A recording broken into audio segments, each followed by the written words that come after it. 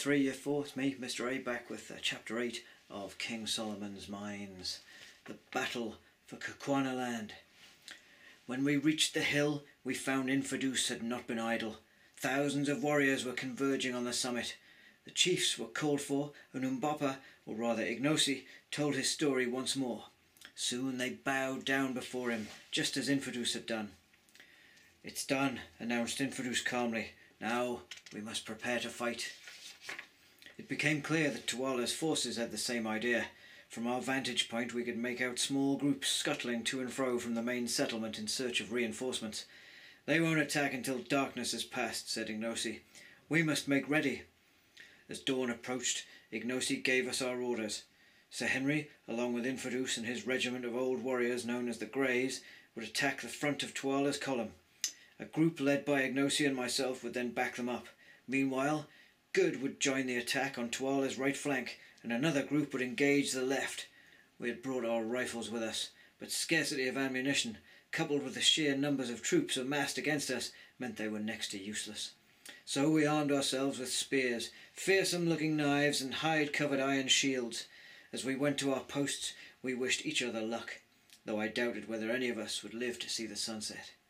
Taking my position with Ignosi, I watched anxiously as Tuala's troops stormed out of the settlement and the Greys surged down the hillside to confront them. Soon the two sides became entangled amid the clashing of shields and spears.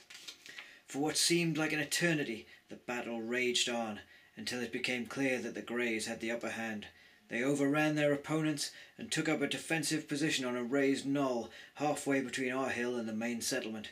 Then Ignosi raised his spear above his head, gave the piercing Kukuana battle cry, and we charged down the hill to join our allies.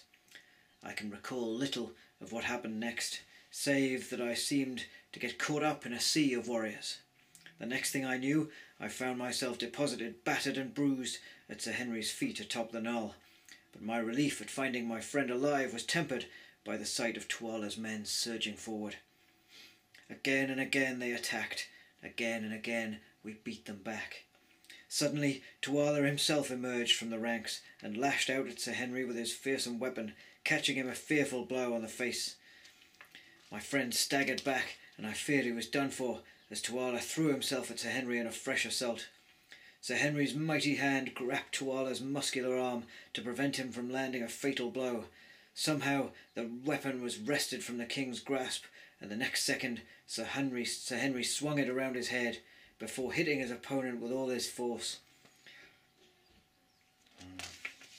At that moment a deafening battle cry filled the air, and the two remaining regiments, with Captain Good somewhere among them, swarmed down to trap our enemy in a pincer movement. The opposing forces engaged, but Tuala's men had lost the will to put up a struggle. In just 5 minutes the fate of the battle was decided. My friends and I stood in silence, exhausted. Around us the victory had come at a price, but Tuala the Terrible's reign was at an end. Right, I'll be back tomorrow, Tuesday, with chapter 9, which is called King Solomon's Mines. Have a great day, everybody. Bye bye.